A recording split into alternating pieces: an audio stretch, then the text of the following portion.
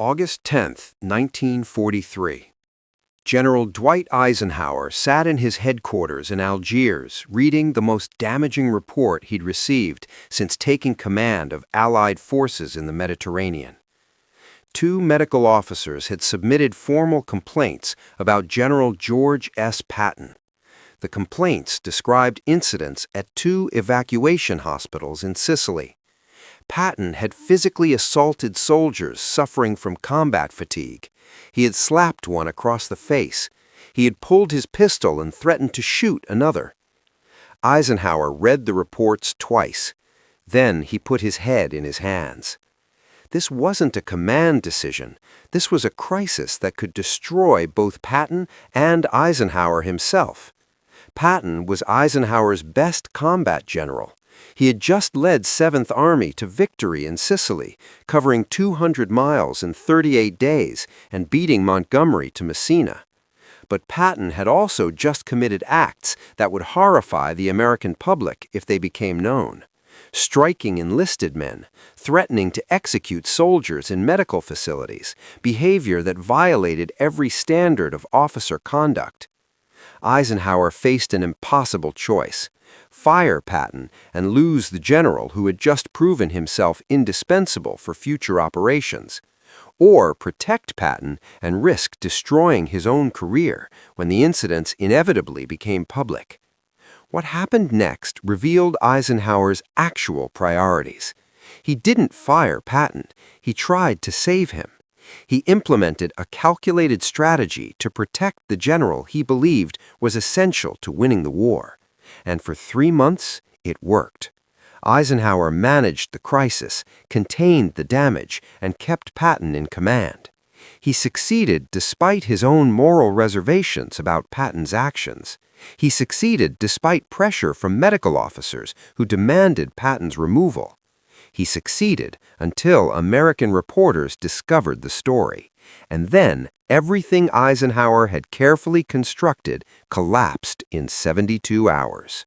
What destroyed Patton wasn't Eisenhower's judgment. It was the American press deciding that protecting a general who slapped soldiers was politically unacceptable, regardless of military necessity. August 3, 1943. The first incident occurred at the 15th Evacuation Hospital near Nicosia, Sicily. Patton was visiting wounded soldiers, a routine morale activity for senior commanders. He moved through the ward speaking with men who had been wounded in action. Then he encountered Private Charles Cool of the 26th Infantry Regiment. Cool was sitting on a bed, visibly shaking. He had no visible wounds. When Patton asked what was wrong, Cool replied, "I guess I can't take it." Patton exploded. He called Cool a coward.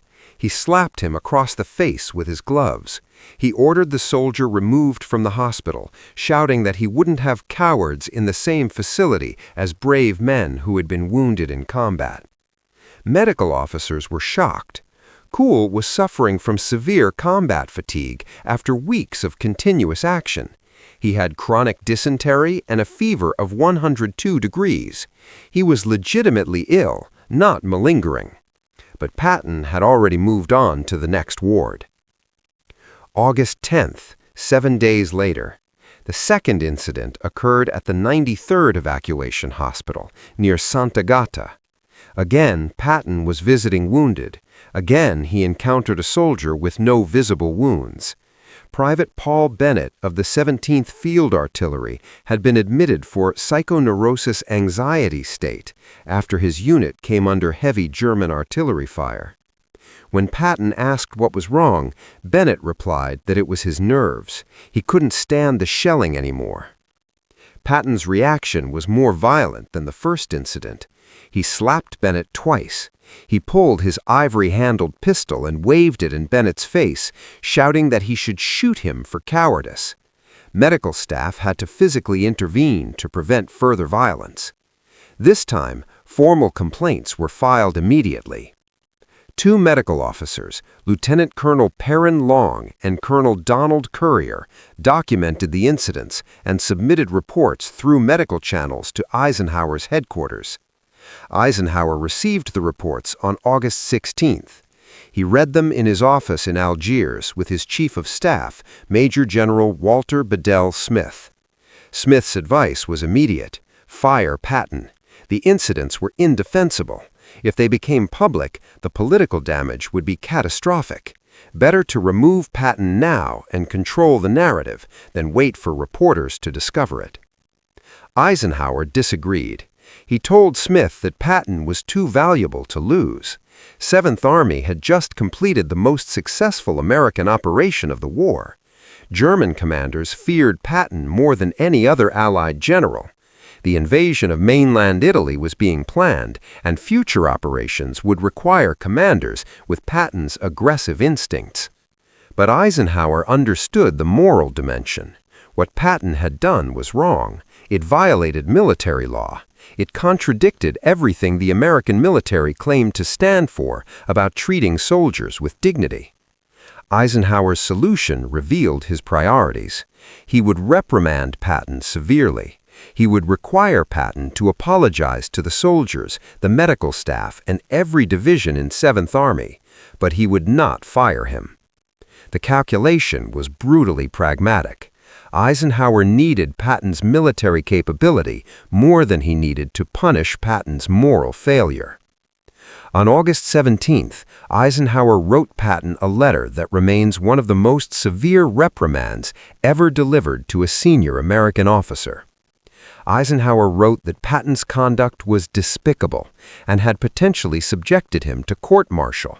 He stated that striking enlisted men was criminal behavior that could not be tolerated. He warned that if such incidents occurred again, Patton would be sent home in disgrace. But the letter also revealed Eisenhower's actual intent. He wrote that he was retaining Patton in command because military necessity required it. He ordered Patton to apologize publicly and take steps to repair the damage.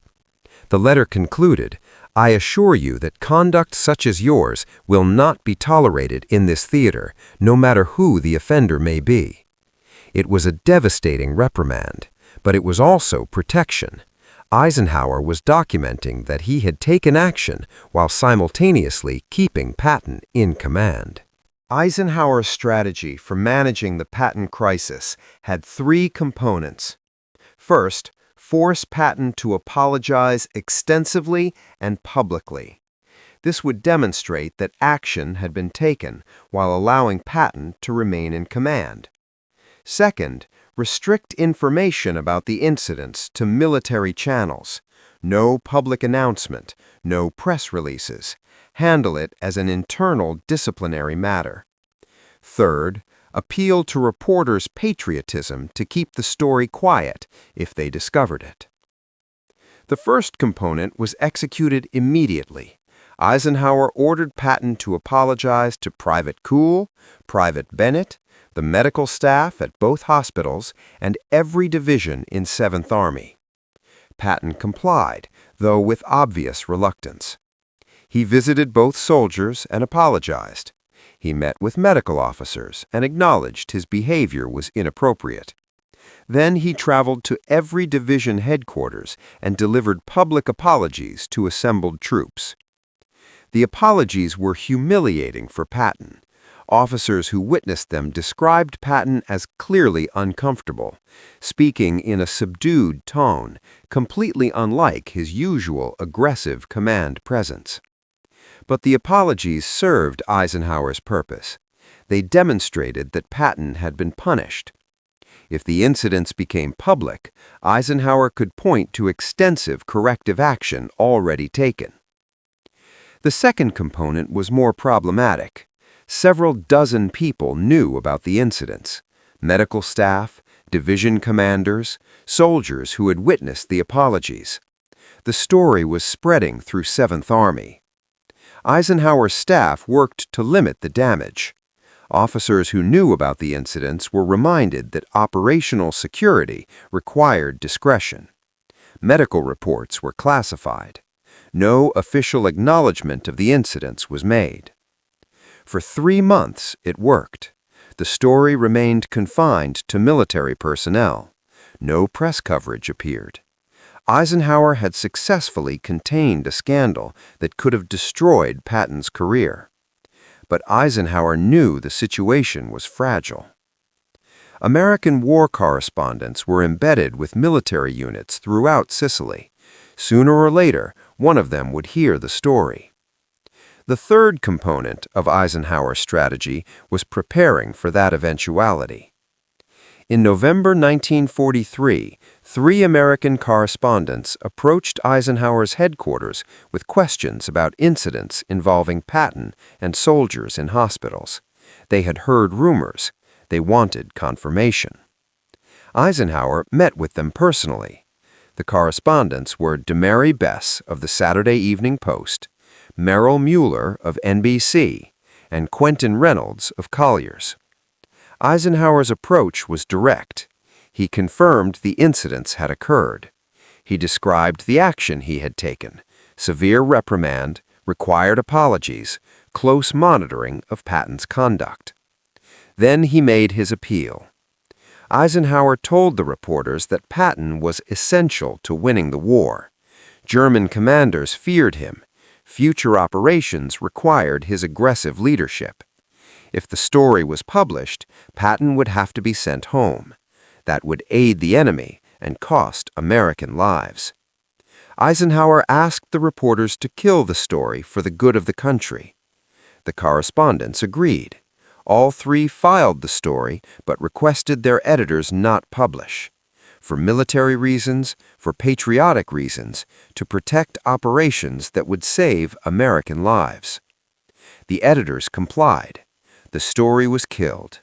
Eisenhower's strategy had succeeded again. But Eisenhower had no control over what happened next.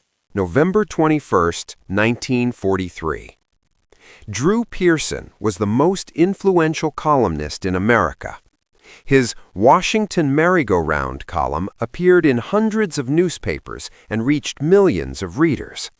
He specialized in exposing scandals, challenging powerful figures, and breaking stories that other reporters wouldn't touch. Pearson heard about the Patton slapping incidents from a source in the War Department. He confirmed details with medical officers who had filed the original complaints. He investigated the cover-up and discovered that Eisenhower had suppressed the story. On his radio broadcast on November 21st, Pearson revealed everything. The 2 slapping incidents, Patton pulling his pistol, the threats to shoot soldiers, Eisenhower's decision not to fire Patton despite multiple witnesses and formal complaints. The reaction was immediate and explosive. Newspapers across the country ran front-page stories.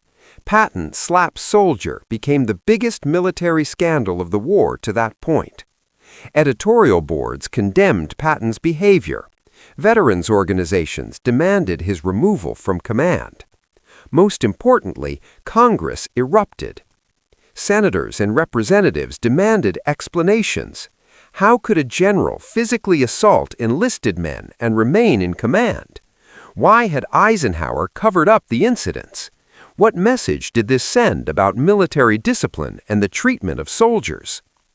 Senator Robert Reynolds of North Carolina called for Patton's immediate dismissal and court-martial.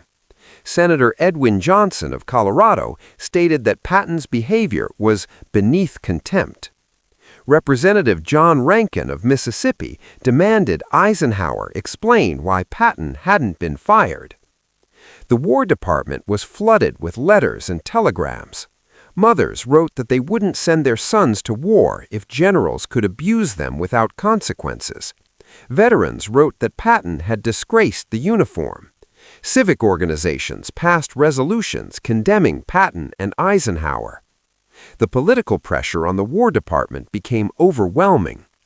Secretary of War Henry Stimson was called to testify before Congress. He was asked directly, "Why is Patton still in command?" Stimson's answer revealed the War Department's position. He stated that General Eisenhower had handled the matter appropriately. Patton had been severely reprimanded. Extensive corrective action had been taken. Military commanders had to balance disciplinary requirements with operational necessity. But Stimson also acknowledged the political reality. Public opinion demanded accountability. If the outcry continued, Patton's position would become untenable regardless of military considerations. The message to Eisenhower was clear. Washington couldn't protect Patton indefinitely.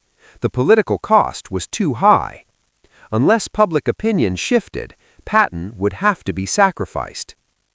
Eisenhower received this message on November 24th, 3 days after Pearson's broadcast. He was in his headquarters in Algiers, preparing for his new assignment as Supreme Allied Commander for the invasion of France. His response revealed his actual priorities. He drafted a statement for release to the press. The statement defended his decision to retain Patton. It emphasized Patton's military value. It described the corrective action taken. It argued that removing effective commanders for isolated incidents would harm the war effort.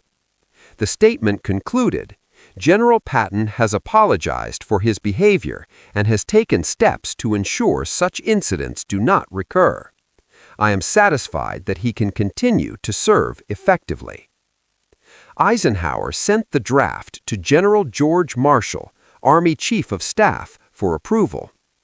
Marshall's response was blunt: don't release it. The political situation was too volatile. Defending Patton publicly would only intensify the scandal. Marshall told Eisenhower to say nothing. Let the War Department handle congressional pressure. Focus on military operations. Hope the story died down. But the story didn't die down. It intensified. December 1943. Eisenhower was caught between military necessity and political reality. Militarily, he needed Patton. Planning for Operation Overlord, the invasion of France, was accelerating. Eisenhower was selecting commanders for the largest amphibious operation in history. Patton's aggressive leadership would be essential for exploitation after the initial landings. German intelligence monitored Allied command assignments carefully. They knew Patton was the most dangerous American general. His location and assignment would provide clues about Allied invasion plans. Eisenhower wanted to use Patton as a deception tool. Station him in England, commanding a fictional army group. Let German intelligence conclude the invasion would come at Pas-de-Calais, where Patton was positioned. Then use him in Normandy after the landings to lead exploitation operations. But this required keeping Patton in command. If Patton was fired and sent home, the deception wouldn't work. German commanders would know Patton wasn't available for the invasion. Politically, keeping Patton was becoming impossible. The press coverage hadn't diminished. Congressional pressure was increasing. Public opinion was solidly against Patton.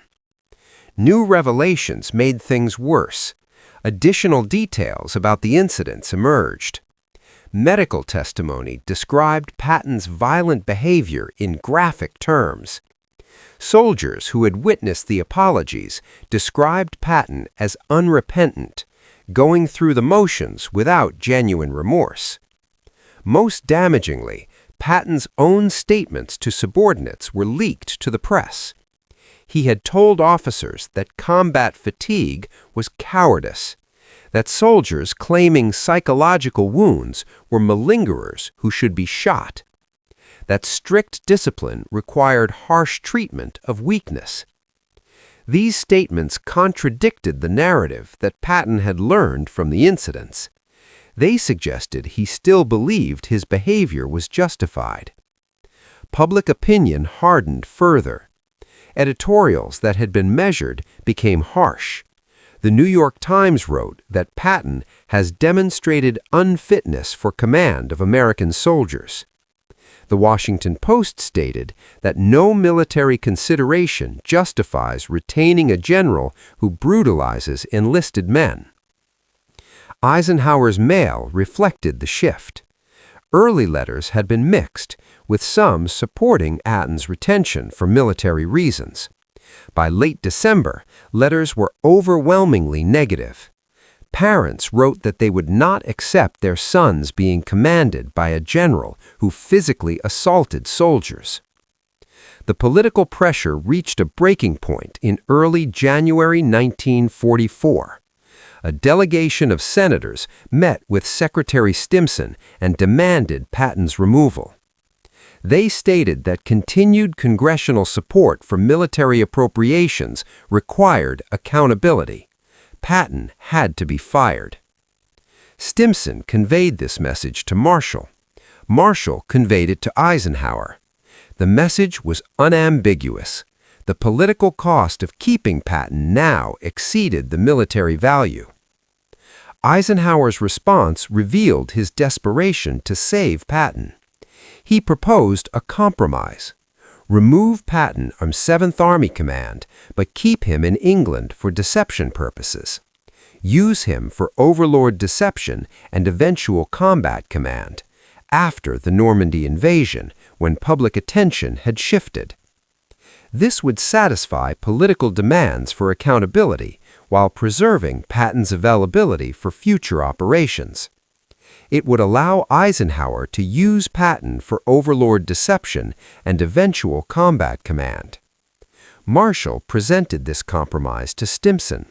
Stimson presented it to President Roosevelt. The question was whether this partial removal would satisfy congressional and public demands. Roosevelt's response was pragmatic. The compromise would work if Patton stayed quiet and the press moved on to other stories. But if Patton created new scandals or the press kept the story alive, he would have to be sent home permanently. Eisenhower received authorization to implement the plan. Remove Patton from 7th Army Command, keep him in England for deception purposes. No public announcement of future combat assignments. It was the best outcome Eisenhower could achieve given the political constraints. Patton would be humiliated by losing his command, but he would remain available for future operations. Eisenhower's decision to protect Patton damaged his own reputation in ways that lasted decades. In the immediate aftermath, Eisenhower was criticized for not firing Patton immediately after the incidents. The 3-month cover-up suggested Eisenhower valued military capability over moral standards. Critics argued he had subordinated principles to expediency. Medical professionals were particularly harsh. The American Medical Association condemned Eisenhower's handling of the incidents. Army medical officers wrote that the decision to retain Patton sent a message that combat fatigue was cowardice rather than a legitimate medical condition. This criticism had lasting effects. Combat fatigue casualties in subsequent operations were sometimes reluctant to report symptoms for fear of being labeled cowards. Medical officers documented cases where soldiers refused treatment because they had heard about Patton's attitude towards psychological casualties. Eisenhower's relationship with the press suffered permanent damage. Correspondents who had agreed to kill the story in November felt betrayed when Pearson published anyway. They had protected Eisenhower's judgment and received criticism for it. Future press-military relations were affected. Reporters became more skeptical of appeals to patriotism or operational security. The Patton incident became an example of commanders using national security to cover up misconduct. Politically, Eisenhower's decision created enemies in Congress. Senators who had demanded Patton's removal remembered that Eisenhower had resisted. When Eisenhower later needed congressional support for post-war military policy, some of those same senators withheld cooperation. Most personally, Eisenhower's moral standing was questioned. He had acted against his own stated values. His August letter to Patton had called the conduct despicable, but then he had protected Patton from consequences. This contradiction troubled Eisenhower for years. In his memoirs, written in the 1960s, he devoted considerable space to explaining his decision. He argued that military necessity required retaining effective commanders despite personal failings, that war created impossible moral choices, that judgment required balancing competing values. But the explanation was defensive. Eisenhower knew his decision had been controversial. He knew critics saw it as moral compromise for military advantage. Harry Butcher, Eisenhower's naval aide, recorded private conversations where Eisenhower expressed regret about the Patton incidents. Not regret about retaining Patton, but regret about the political damage and moral questions his decision created. Eisenhower told Butcher in early 1944, "I did what I thought was right for the war effort, but I'll be second-guessed for the rest of my life." He was correct.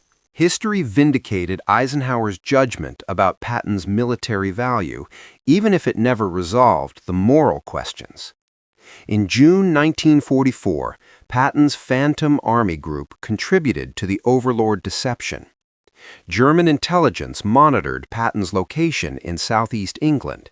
They concluded the main invasion would come at Pas-de-Calais. They positioned their best reserves there. When the actual invasion came at Normandy, German forces hesitated. Was this the main attack or a diversion before Patton struck at Pas-de-Calais?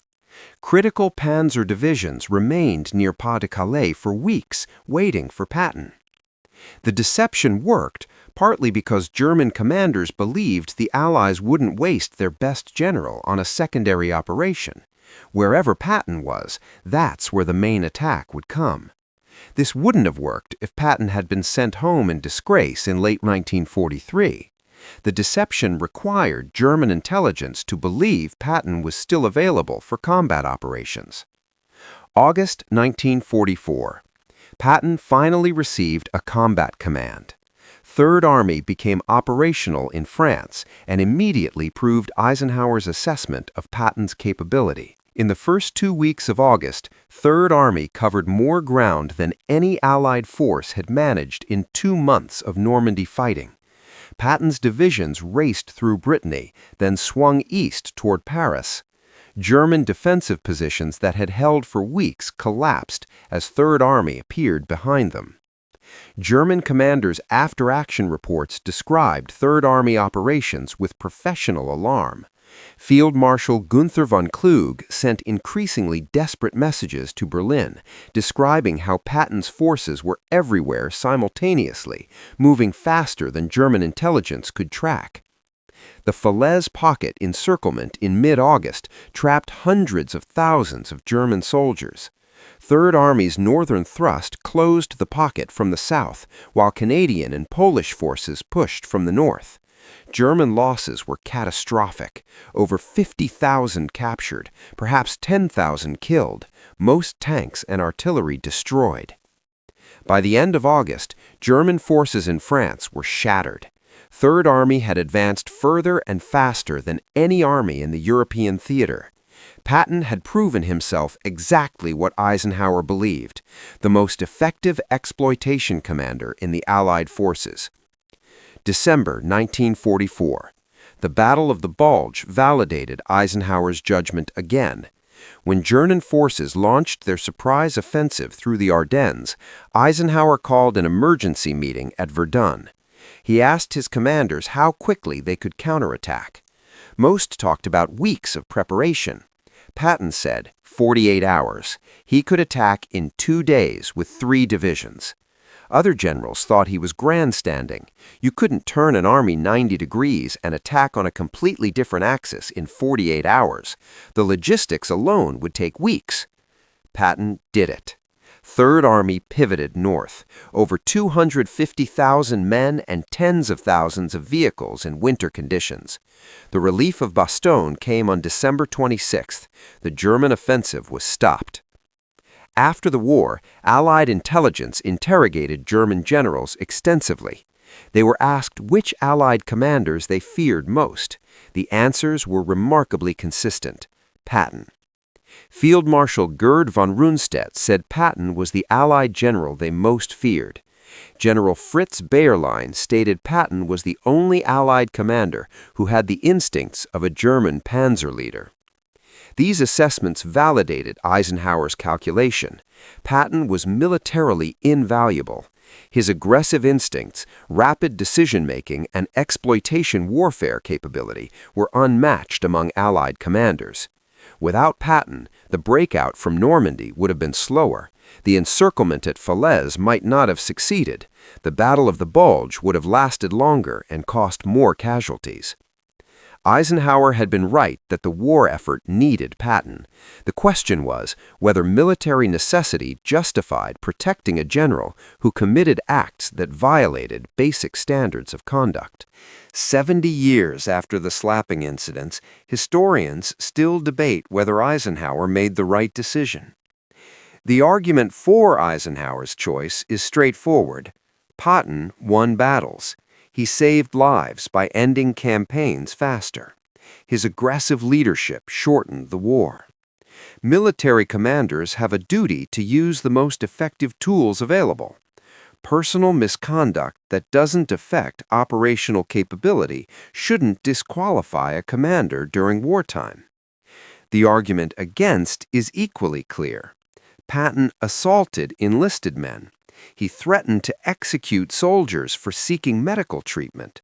He violated laws that exist to protect subordinates from abuse. No military necessity justifies tolerance of such behavior. Standards matter more than individual capability. Both arguments have merit. Both reflect legitimate values. The tension between them is unresolvable because they represent fundamentally different priorities. Eisenhower prioritized winning the war. Everything else was secondary. If keeping an effective commander required tolerating misconduct, that was an acceptable trade-off. The alternative was replacing Patton with a less capable commander and accepting slower progress and higher casualties. Critics prioritized maintaining standards. If generals could physically assault soldiers without losing their commands, what message did that send? That military effectiveness mattered more than law? That enlisted men's dignity was expendable? That winning justified any conduct? These questions had no perfect answer in 1943. They have no perfect answer now. What's clear is that Eisenhower made a deliberate choice. He knew the slapping incidents were indefensible. His letter to Patton called the conduct despicable. He knew retaining Patton would create political problems, but he believed Patton's military value outweighed those concerns. He implemented a strategy to save Patton while imposing enough punishment to satisfy minimal standards of accountability. That strategy worked until the American press decided it wouldn't. Drew Pearson's broadcast forced the issue into public view. Congressional reaction created political pressure that nearly forced Patton's removal despite Eisenhower's protection. Eisenhower navigated the crisis by accepting partial defeat. Patton lost his Army command but remained available for future operations.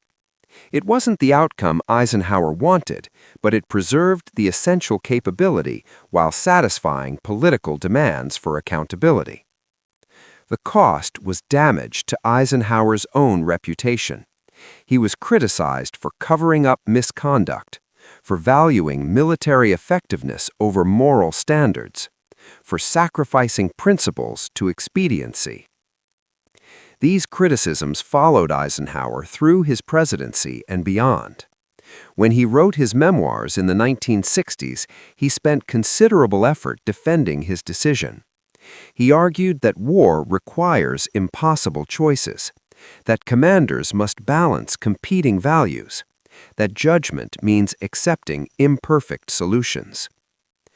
But Eisenhower never claimed his decision was morally right, only that it was militarily necessary. That distinction matters. Eisenhower acknowledged the moral compromise. He didn't pretend retaining Patton was ethically pure. He accepted that military necessity sometimes requires tolerating conduct that violates standards in peacetime. Whether that acceptance was correct remains debatable. What's undebatable is that Eisenhower tried to save Patton because he believed the war effort required it, and that the American press, reflecting public opinion and congressional pressure, nearly prevented him from succeeding. The Patton slapping incidents created a permanent tension in American military culture between operational effectiveness and moral standards. Eisenhower's decision established a precedent that effective commanders could survive misconduct if military necessity required it. This precedent has been invoked repeatedly in subsequent conflicts when commanders committed acts that would normally result in relief. But the public reaction to Patton's behavior also established limits. The press and Congress demonstrated that public opinion could force removal of even the most effective commanders if their conduct violated widely held values. These competing precedents create ongoing tension. Military leaders argue that operational effectiveness must be the primary criterion for command selection. Critics argue that maintaining standards is essential regardless of military capability. The question recurs in every generation. After Vietnam, when generals claimed operational necessity justified questionable tactics. After Iraq and Afghanistan, when counterinsurgency doctrine conflicted with legal constraints. In peacetime, when military culture clashed with evolving civilian values.